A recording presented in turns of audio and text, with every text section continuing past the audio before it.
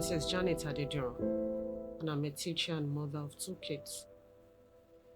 I'm here to share some of my marital struggles and problems. I'm presently separated from my husband, and some of the things that went wrong was financial irresponsibility, and by the time it degenerated to physical violence, I had to leave the marriage. We were married for about 8 years until I decided to leave. When we started the marriage,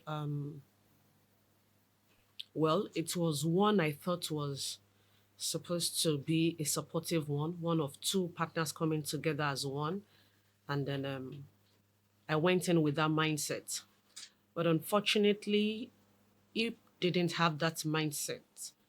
So when we started together, and because we were both salary earners, I expected that I come up with a bill for household expenses at the end of the month, and he should, sort the bills while I had a little to it.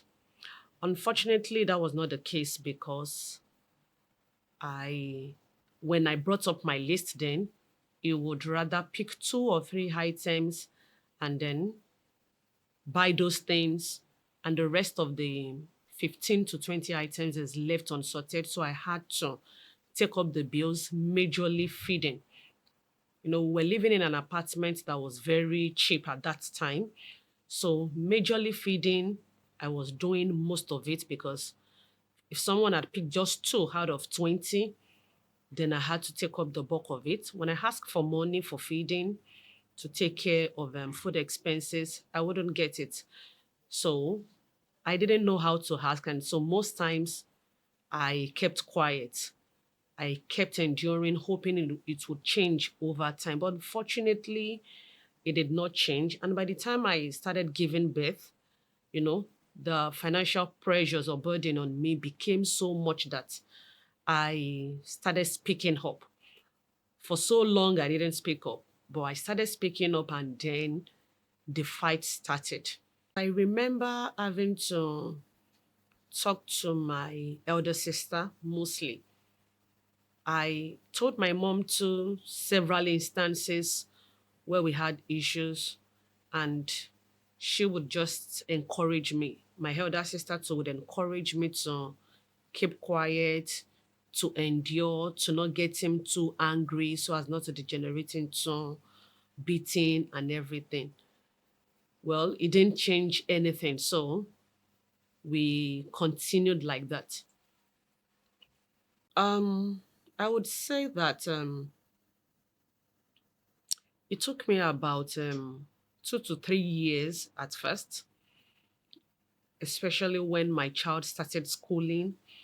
And then by the middle of the month, I had little or nothing left on me. And I would ask, he wouldn't drop anything. But he would come home with clothes, new pair of jeans, shoes, and everything for himself, kept in the wardrobe, hiding away from me. So, it was then I saw that, wow, this person is being selfish, is being abusive, because if you claim you do not have, where then did you get money to buy stuff for yourself and hide in the house? When I have expended all I had into the family, into taking care of my child, paying school fees or medical bills, and then I can do little or nothing. I had to sort whatsoever expenses, anything that came up, I had to sort it out elsewhere. So I knew he was just looking out for himself only. And I couldn't speak up because I saw that he would get too angry, abusing me verbally and gaslighting me in most cases. The situation is always turned around. It would be a particular issue we were trying to address. And unfortunately, it's now my fault. Probably the way I approached it, or I saw it was at that point I began to understand that my voice wasn't being heard. I was being made to keep silent to keep enduring. I would say that there was no gaslighting or abusive behavior towards me while we were courting. The only instance where I saw him being physically violent was an issue he had with family members. And I saw him going all out, tearing himself around to, hit a particular lady who was the cause of the contention at that time. So I didn't take that issue so seriously. It was a family issue, like I said. So because it wasn't targeted at me, I barely saw it. And because I wasn't asking so much from him when we were still courting, he had no reason to really get angry or manipulate me. So to an extent, I don't know how I really stayed afloat. I can't tell. But one thing that kept me going was that my work life was a beautiful one. I'm a teacher. So as soon as I get out of the house, get to the entrance of the school where I was teaching, I usually dump my problems there. So it was until it started eating me, it was until then that I began to break down. It was until then I saw that I wasn't in a good shape. I knew I had to leave at that point because for a very long time, yes, I was enduring. For a very long time, I was praying. For a very long time, I remained a believer, thinking things were going to change. But until the 8th year before, I realized that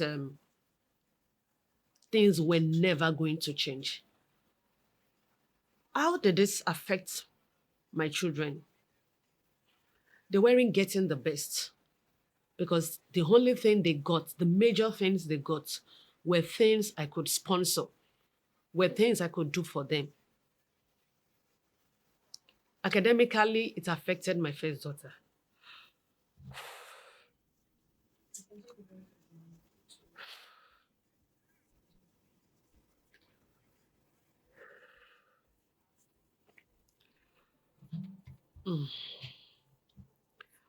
Okay, like I said, it affected my first daughter because I knew the financial pressures were so much on me. I kept changing the schools where I was working, looking for better pay. So when I move her, because I was responsible for paying her fees. I would have gotten a discount as a teacher, and then the remaining parts would still be taken from my salary. My daughter attended 6 schools from nursery to primary 6. I'm a teacher and I know what it is. You know, I'm just grateful that being a teacher, I could do everything necessary to help her. But it wasn't easy. It wasn't easy. If my self esteem was top notch, my daughter wasn't okay. She was not. She had challenges adapting to change of schools, change of methods, and everything, as a young child growing. But after I left, we are fine. We are getting better daily. It's not a walk in the park, but we are getting better. That is what then I believe. When I had my second child and he was already in school, I had moved them again as usual. It was already in school. 50% discount had been taken off. It was a great school, a good school, but the bill was so much.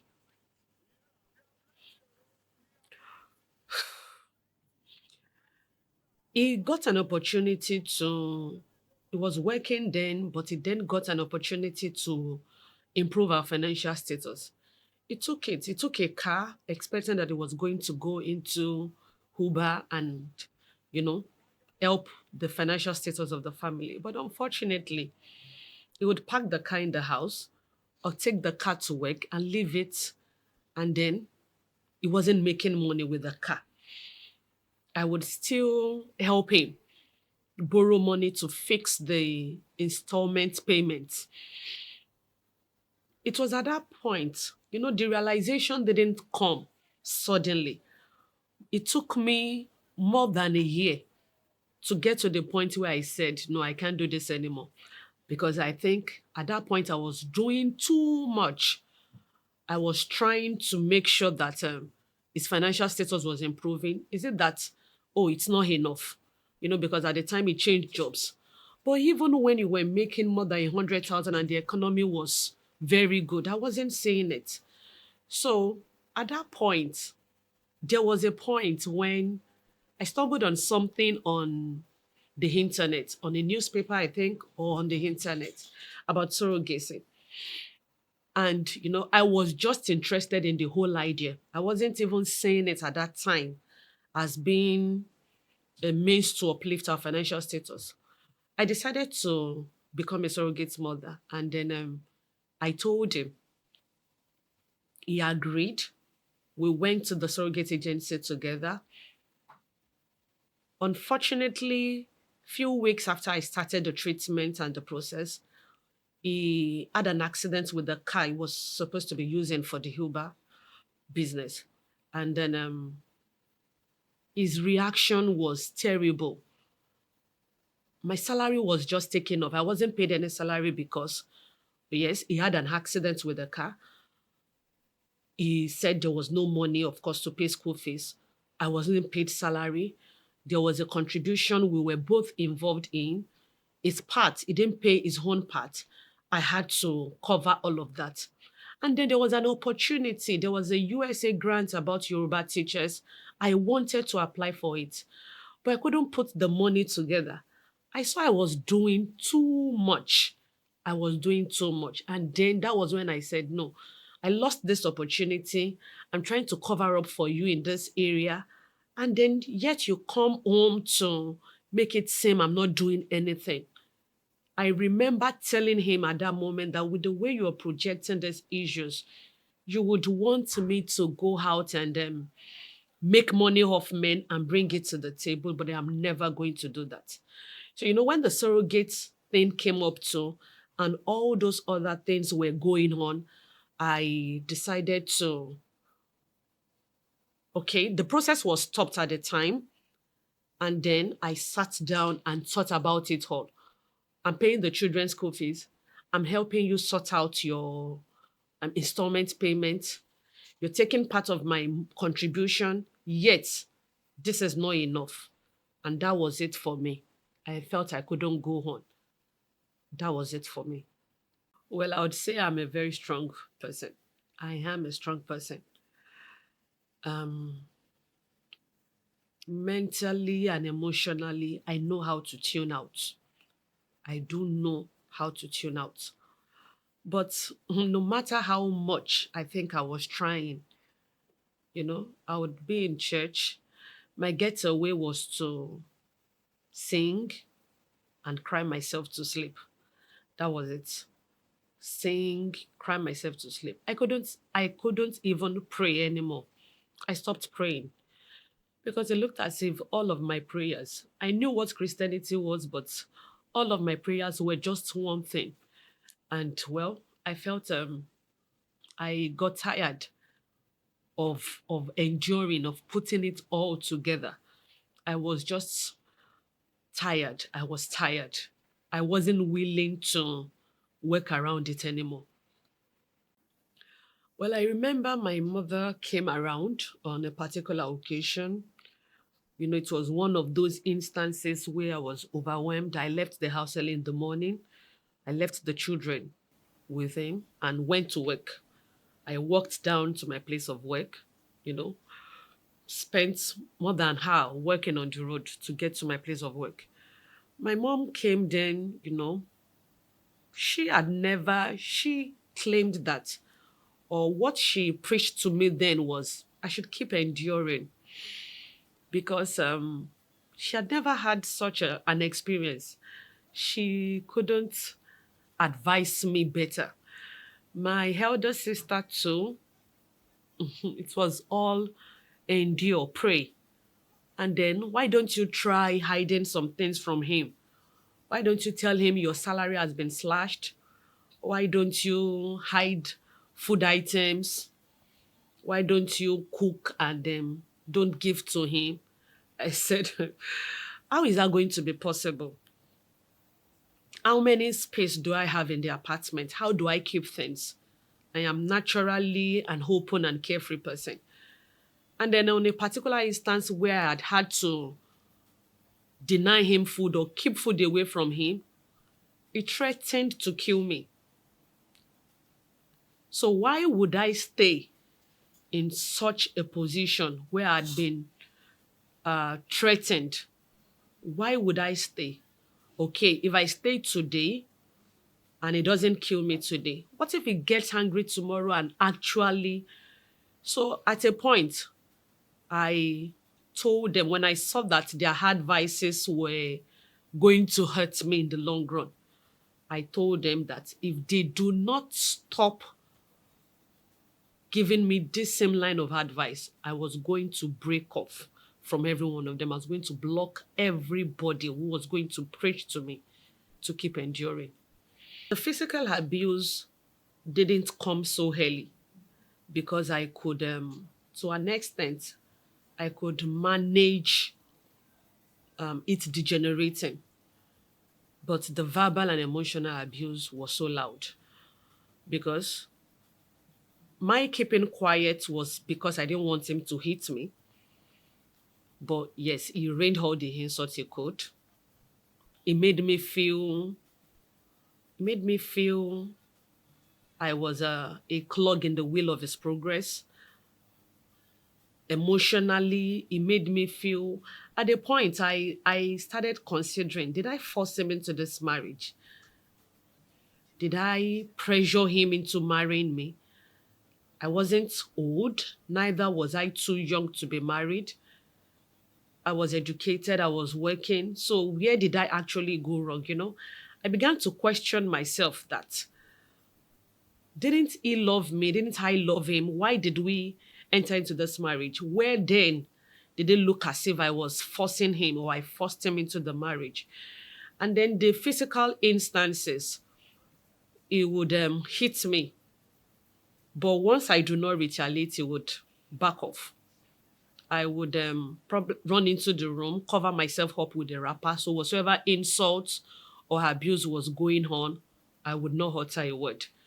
It would make me go out of the apartment. Most times, late in the evening, I would just stay outside or go to my landlady then. And I remember she had to call him on 2 occasions when I went to her. And I would come back into the house and then, but all of that wasn't enough. It wasn't enough. I thought I was managing it until he came out with a cutlass. And then I saw, wow, I am not going to last either on earth or in this marriage if I stay with this man. If I have kept quiet for so long and you didn't get a chance to batter me up, why then would you come out with a weapon? We were not fighting. I am not a thug. Why should there be a weapon? What issues do we have? This is not a street fight. It was then I had my danger alert on. 6 months after that cutlass incident, he threw a stone at me. And that was when I knew, no, I had to leave. And because I wasn't shouting, he was the only one doing the talking. So you would barely know. Neighbors never knew. And I think it was one of the weapons he used against me. He would say that people are admiring your marriage. People,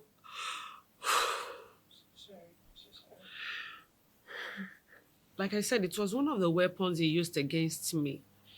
He would tell me that people were admiring our marriage. People saw us as this perfect couple. And then I didn't even know what to believe because nobody knew what I was going through. I wasn't telling a lot of people. There was a way that I was covering the pains. There was a way that the pains were not obvious. And I was afraid. So, as a Christian, I was afraid. I was a member of the choir. And who was I going to tell? Was it a pastor? There were no scars, but the emotional abuse were real. There were no scars. If I had scars to show, maybe people would understand that I was being abused. Well, at the beginning, I couldn't, let me say, the first 2 or 3 years, I couldn't really say that I regretted marrying him. He was a teacher too. And in my head, I think I had this illusion about, oh, he's a teacher, I'm a teacher. We had plans to have a school, and then our goals were similar. To an extent, our values were similar. But I saw that I wouldn't say, by the fourth or fifth year, I I wouldn't say I loved him, or I stopped loving him, because now saw that I don't know how I could love or keep loving for a long period of time. How would I keep loving someone who does things to hurt me? Someone who sees me hungry and would rather take care of himself, would rather buy clothes for himself. I knew it was no longer love. Yes, I remember telling him that, wow, we might not have known what we were doing when we married. This is more of a marriage of convenience. It wasn't as if we were matched made or forced into the marriage. But we just felt, oh, we were old enough to be married, and we had a stable income and all of that. And then I think at some point, I was trying to make him see that we needed to unlearn a lot of things we came into the marriage with. Like, we were operating this marriage on a trial and error basis, and it wasn't working. My work, my career as a teacher, and the kind of friends that I kept really helped me. You know, my friends from school, my friends from work always had this belief that I'm a strong person, I'm intelligent. So, sometimes when I share some of the problems I'm having in my marriage, it brings me to the fact that, wow, the way my boss at work, my friends, and my colleagues, the way they hype me, the way they make me believe so much in my intelligence and smartness, makes me wonder what I am actually doing in that marriage. I would ask myself, was I stupid? Am I being foolish? So I think that was basically what kept me going, outside of my marriage. Outside of my marriage, I have great friends. Outside of my marriage, I have a great work experience. So that was my escape. Always, that was my escape. I always remember that I'm intelligent, I'm good, I can deliver. So it was that I can do spirit that actually helped me. I felt, well, if my marriage is not working and I have been doing so well in my career, definitely on my own, I can do well with my children. Companionship is a good thing, it's a great deal. And my kind of person, I'm a people's person. I thrive on friendship, I thrive on good relationships. I can actually still do well on my own, but I think that I still need a companion. It might not be marriage, because the limitations, the cultural beliefs and societal beliefs around marriage would probably tie me down, and I wouldn't want to relive the same experience of being in a marriage and then going out again, because I know if I go into another marriage and there is such a mistake, I would move out. I wouldn't want that tag, oh, she has been married 5 times. So I would rather have a companion than remaining married to someone. Well, a lot of people would, for shame, for societal prestige, would keep quiet, would not want to discuss, would not want to seek help. But keeping it all to oneself, you would die, you would kill, you would hurt yourself. When when I realized I needed help, when I realized I needed to get out, was when I started having this shivers and tremors on my hands and my legs. And I started losing focus at work. Like I said, my work is a great deal to me. So when I started losing focus, I knew that nothing was going to go on with my life if I don't get out. Like I was going to begin to get emaciated, depressed, and then die. So my advice to anyone who is struggling to seek help is that there is help if you seek it. There is help. There are people who have passed through the situation who can help you. There are organizations, there are people who would understand. People are beginning to speak up, and the society is being enlightened. So if you actually seek help, you would get help. But if you keep to yourself, then nothing is going to change, except that you might die in the process. I mentioned earlier that I told him that this marriage was looking like a one based on trial and error. Yes, it's good to make mistakes, but the thing is, we can always unlearn and relearn. I think that was the major issue we had. I wouldn't totally paint him as a bad man. I would feel that he's a product of his society and his unwillingness to unlearn and relearn. You know, Mm, it was later, many years into the marriage, or almost when I was leaving, that I realized or that I heard the true story of how his father had been to his mother. This was just the replication of what had happened there. And then he grew up seeing his mother struggling, supporting them, and he never knew to tell the difference between a responsible father and a husband. He probably did not know how to manage it. So, for anybody, whether a man or a woman, we are all a product of our background, but we can't change our story. We can unlearn and relearn things. Knowledge is evolving, things are improving. But if we remain in our past, if we remain in our background traumas or family traumas, we won't get better. I think my background too is something that contributed to how everything ended. I lost my father as a teenager. I think I was barely 13 years old. So I saw my mom doing everything, not having help around. So that informed my independent life. I didn't know how to ask. We didn't have that conversation.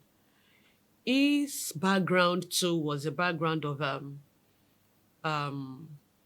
coming from a family where the mother was doing everything. The father was alive but irresponsible until he died. So it's something that we actually need to understand our family structures, our family background, where you're coming from, and what you intend to have in your own marriage. You know, if you can get help, if you can get therapy or premarital counseling where the family background and trauma has been very well addressed and sorted, then you can say you're an wholesome person who can get into marriage and do well in marriage. But if you don't, unfortunately, those issues you saw with your parents would reoccur. Whenever and wherever issues like this occur, after separation, we should learn to have an introspection. What did I do wrong?